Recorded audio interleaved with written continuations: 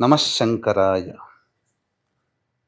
జనవరి 3వ తారీఖు శివముక్కోటి ఆరుద్ర నక్షత్రంతో కూడుకున్నటువంటి రోజున ఇది పౌర్ణమి తిథి కూడా రావడం చాలా విశేషం. ఈ రోజున పరమేశ్వరుణ్ణి శివాలయంలో ఉత్తర ద్వారం గుండా ప్రవేశం ఉంటుంది.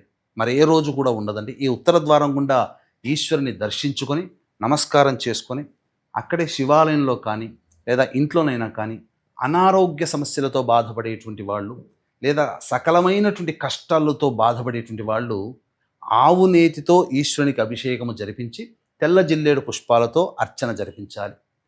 కష్టాలతో బాధపడేటువంటి వాళ్ళు గరికను నీటిలో వేసి ఆ గరిక నీటితో ఈశ్వరునికి అభిషేకము జరిపించి గరికతో అర్చన చేసినట్లయితే సమస్తమైనటువంటి కష్టాలు ఆటంకాలు తొలగిపోతాయి.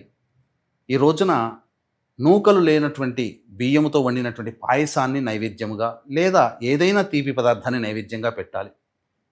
ఈ రోజున పురస్కరించుకొని ఈ 2026వ సంవత్సరం అంతా కూడా మీకు నవగ్రహాలు అనుకూలంగా ఉండాలనే సదుద్దేశముతో సర్వదోష నివారణ పూజలు హోమాలలో భాగంగా శ్రీశైల క్షేత్రంలో కానీ శ్రీకాళహస్తిలో కానీ నవగ్రహ పాశుపత మంత్రహోమము, నవగ్రహ పాశుపత హోమము, మృత్యుంజయ హోమము, రుద్రహోమము, లక్ష్మీ హోమము, అలాగే వివాహం కాని అబ్బాయిలు అమ్మాయిలకి సంబంధించినటువంటి హోమాది కార్యక్రమాలు శశాస్త్రీయంగా జరిపించి శక్తిపాతము చేసినటువంటి కరుంగలి మాల ఇవ్వడం జరుగుతుంది.